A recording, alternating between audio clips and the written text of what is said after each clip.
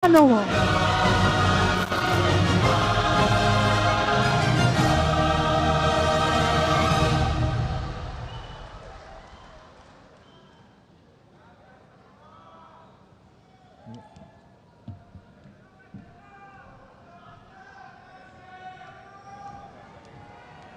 Assalamualaikum warahmatullahi wabarakatuh. Selamat sore, salam sejahtera untuk kita semua. Om Swastiastu, Namo Buddhaya, Rahayu. Salam Pancasila. Merdeka. Merdeka. Merdeka. Yang sangat kita cintai, kita hormati, kita banggakan, Ibu Ketua Umum PDI Perjuangan, Profesor Dr. Megawati Soekarno Putri, yang selalu menggembleng kita,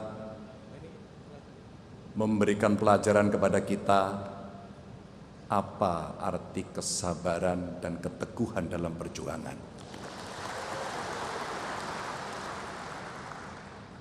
Yang terhormat, yang sangat kita banggakan, kader terbaik PDI Perjuangan, Presiden Republik Indonesia, Insinyur Joko Widodo,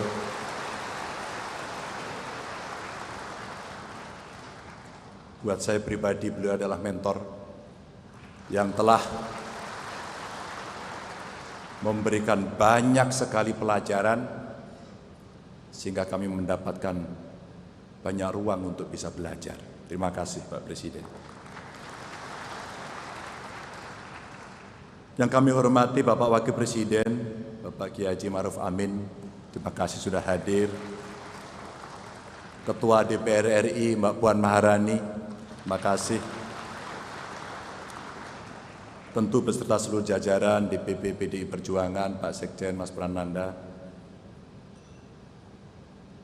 Rakernas menjadi makin lengkap dan merasa terhormat karena hadir para ketua umum partai. Dari Ketua Umum P3, Pak Mardiono, terima kasih. Pak Haritanu, terima kasih sudah hadir. Pak Usman Sabtaudang, terima kasih. Dan kita juga merasa terhormat karena banyak sekali anggota kabinet yang hadir. Dari kementerian, terima kasih. Dari lembaga yang saya minta maaf tidak bisa menyebut satu persatu. Dan tentu 3 pilar partai. Dari eksekutif, legislatif, struktural, dan wabil khusus para petani dan nelayan yang ikut bersama kita dalam Rakernas ini. Rakernas yang keempat PDI Perjuangan ini sangat luar biasa.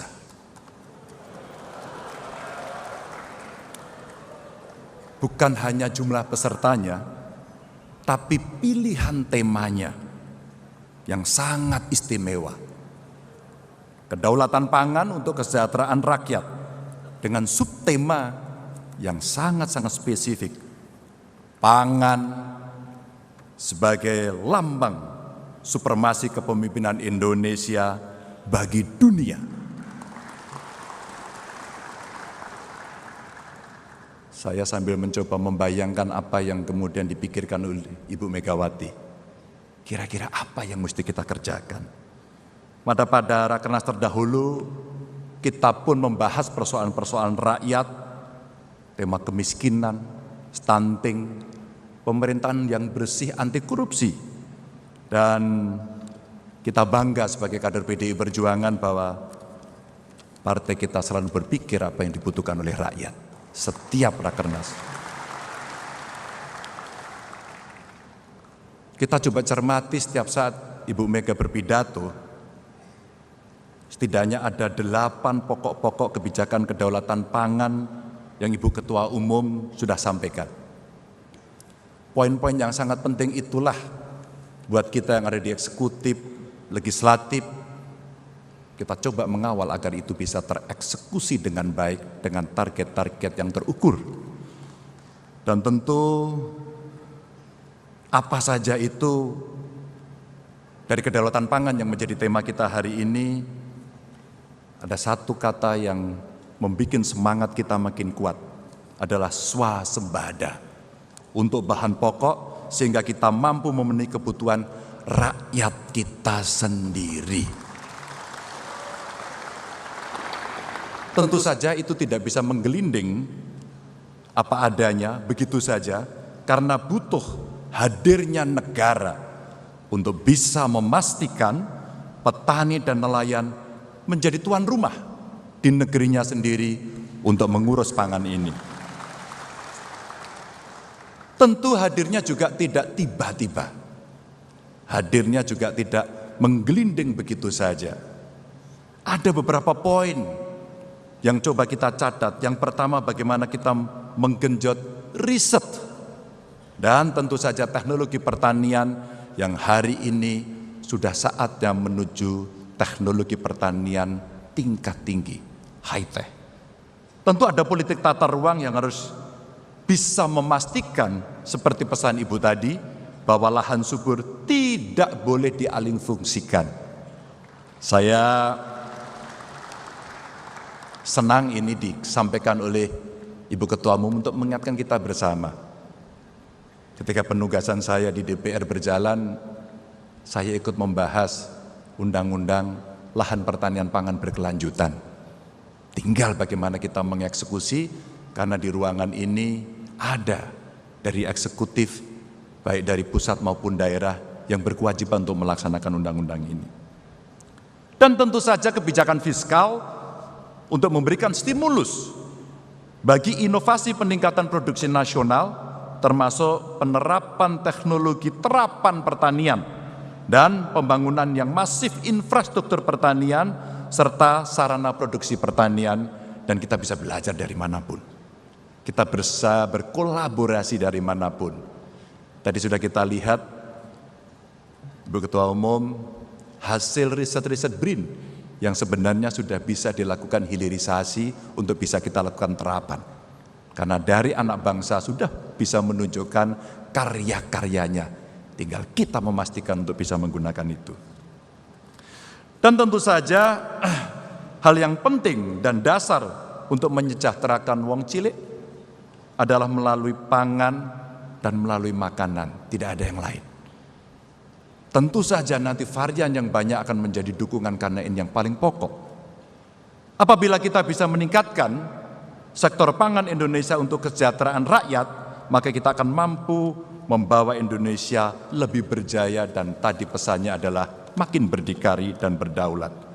Tentu selaku kader PDI Perjuangan, kita selalu diingatkan bagaimana pentingnya untuk membumikan ideologi pembebasan yang dilakukan oleh Bung Karno, ideologi yang berangkat dari tekad untuk membebaskan diri dari segala bentuk penjajahan, baik dari sisi politik, ekonomi, sosial, budaya, dan Rakernas ini mencoba untuk merumuskan agar kita punya kemandirian itu. Bapak Ibu hadirin yang sangat saya hormati, Bapak Presiden, Ibu Ketua Umum, politik pangan sangatlah penting dan ia menyentuh hampir seluruh aspek kehidupan dan berimplikasi penting terhadap kesehatan. Tentu bagaimana kita mencerdaskan kehidupan bangsa mulai dari gizi yang cukup. Maka kalaulah Rakernas sebelumnya kita bicara stunting, karena politik kesehatan kita inilah yang akan memberikan investasi besar nantinya kepada anak-anak bangsa generasi masa depan. Dengan berpihak pada petani dan nelayan, maka kita akan mempercepat Indonesia yang berdikari di bidang pangan, dan sudah saatnya sawah-sawah menjadi hamparan kesejahteraan dan laut menjadi samudera kemakmuran.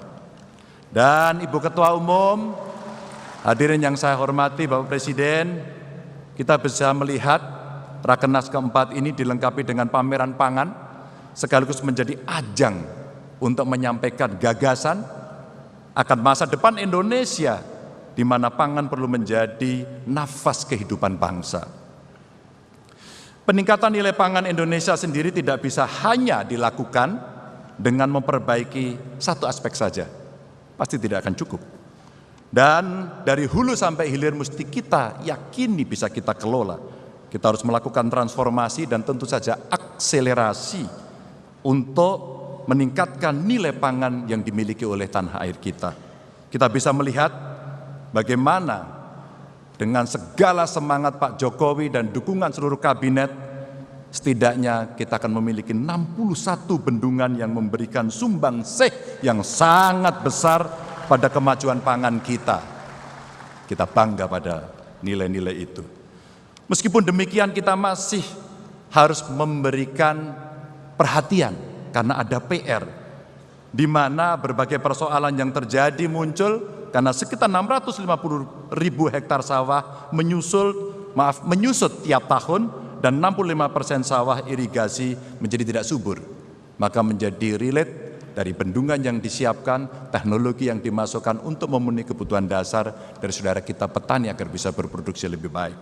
Maka kita harus mempercepat modernisasi dan digitalisasi sistem irigasi supaya darah pangan ini bisa mengalir kepada tanaman-tanaman yang memang dibutuhkan.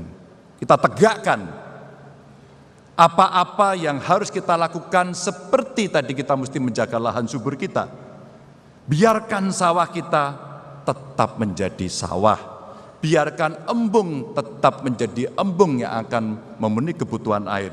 Dan biarkan laut itu hidup dan menjadi tempat ikan-ikan berenang, karena itu menjadi sumber pangan kita juga. Pemerintah sudah menghitung kira-kira jika seluruh syarat itu bisa dipenuhi Bapak Ibu sekalian, maka di tahun depan kita bisa menghasilkan kurang lebih 12 juta ton ikan tangkap secara sustainable. Saya kira kementerian sedang melakukan itu. Artinya kita akan dapat minimal mempertahankan atau kita akan meningkatkan. Betapa di depan mata kita punya kekayaan yang luar biasa, dan di tahun-tahun berikutnya angka itu akan bisa berkembang bahkan lebih. Tinggal bagaimana kita menjaganya melalui pengawasan yang real di lapangan, melalui penegakan hukum, melalui penangkapan yang terukur, melalui modernisasi budidaya perikanan, serta perbaikan sistem apa yang ada, termasuk akses permodalan, termasuk efisiensi distribusi logistik dalam logistik manajemen. Kita stop proses illegal fishing yang merugikan negara kita sampai 356 triliun. Stop. Mesti kita tarik menjadi kepentingan kita sendiri. Dan kita terus genjot kedaulatan pangan kita melalui diversifikasi pangan yang Bu Mega tadi sampaikan. Biarkan yang makan papeda tetap makan papeda. Biarkan yang makan tiwul tetap makan tiwul. Dan yang makan beras juga makan beras. Karena sorghum pun bisa menjadi sumber pangan. Biarkan. Karena itulah sumber pangan yang sangat variatif yang kita miliki. Negara lain tidak memiliki itu. Biarkan. Dan juga kita mesti memastikan bantuan, insentif, bibit, pupuk, sarana prasarana perikanan, tangkap, budidaya yang mesti disalurkan tepat sasaran. Maka untuk itu zaman sudah berubah, generasi berganti, dan kita tidak bisa mengharapkan berdikari dari pangan ini tanpa kita melakukan sebuah perubahan besar dari sisi teknologi. Dan teknologi modifikasi cuaca, smart farming, sekolah lapang iklim menjadi begitu penting ketika kemudian praktek-praktek ini bisa kita lakukan. Dan kunci dasarnya adalah satu data. Maka satu data Indonesia akan menjadi rujukan utama kita dalam menentukan kebijakan, termasuk dalam politik pangan dan perikanan yang kita miliki, pertanian dalam arti luas. Dan ternyata satu data ini kita bisa gunakan teknologi AI. Kita tahu mana tanah yang oke, berapa pH-nya, tanaman apa, bibit mana yang harus dicukupi dengan kebutuhan benih yang kita mesti bisa bangun sendiri untuk disediakan buat para petani. Dan kita punya analisis semuanya dengan bantuan AI. Kita bisa gunakan hasilnya untuk melakukan modernisasi dan industrialisasi agar bisa berjalan on the track. Dan teknologi serta pesawat modifikasi cuaca mesti kita tambah. agar jumlahnya bisa memenuhi dan kita bisa mempercepat seluruh target yang mau kita capai.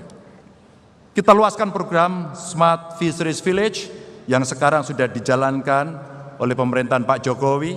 Beberapa contoh dulu dibangun di Kebumen, bagus sekali, dan kemudian ini akan kita tularkan kepada tempat-tempat lain. Lalu pembangunan desa perikanan dengan basis penerapan teknologi informasi, komunikasi, dan manajemen tepat guna yang berkelanjutan untuk meningkatkan ekonomi masyarakat desa. Dan satu program bisa menciptakan banyak tujuan. Dan kita tidak boleh lupa, Bapak Ibu sekalian, kita mesti lakukan upskilling, memberikan bantuan modal, dan kemudian para pelaku yang bisa kita latih agar mereka makin modern untuk melakukan itu. Dan kalau perlu, kita berikan penugasan kepada anak-anak muda untuk dia terlibat. Kita gunakan kekuatan kita yang ada di perguruan tinggi untuk terlibat, sehingga kita semuanya akan bisa melakukan percepatan itu. Dan tentu saja tidak hanya itu, ketika produksi sudah beres, maka off-taker-nya mesti beres. Kalau off-taker-nya beres, maka rasanya 9 bahan pokok mesti kita kendalikan, dan negara tidak boleh melepaskan itu menjadi sesuatu yang makin liberal, karena pangan adalah kebutuhan kita sendiri. Bapak Ibu yang sangat saya hormati, pertanian dan perikanan saat ini memang menyumbang sekitar 11% PDB. Kalau kita mau konsisten, maka PDB yang kita sumbang dari sektor ini bisa mencapai kurang lebih 3.000 triliun dengan peningkatan nilai tambah produk. Dan ini akan menjadi salah satu jalan Indonesia untuk keluar dari jebakan ekonomi pendapatan menengah. Dan kita harus hati-hati karena pertumbuhan ekonomi yang sudah dibangun pondasinya begitu kuat oleh Pak Jokowi, mesti kita teruskan, mesti kita jaga, mesti kita percepat, dan mesti kita dukung semuanya. Dan momen menuju Indonesia emas inilah harus dilakukan dengan gerak cepat gaspol. Tidak bisa kemudian kita pelan-pelan. Kita bergerak cepat bersama, dan tentu saja hadirin sekalian, maka dengan kerendahan hati saya memohon kepada seluruh hadirin, mari kita kuatkan gotong royong kita. Mari kita siapkan langkah-langkah kita. Mari kita turun bersama mengetuk pintu-pintu rumah untuk menyampaikan misi kita, menyampaikan program kita, menolong mereka dengan kekuatan partai pengusung sekaligus kekuatan relawan. Mohon doanya, mohon dukungannya, dan kita akan bergerak bersama-sama untuk mewujudkan itu semua. Terima kasih, mohon maaf kalau ada kekurangan. Wassalamualaikum warahmatullahi wabarakatuh. Om Santi Santi Santi Om.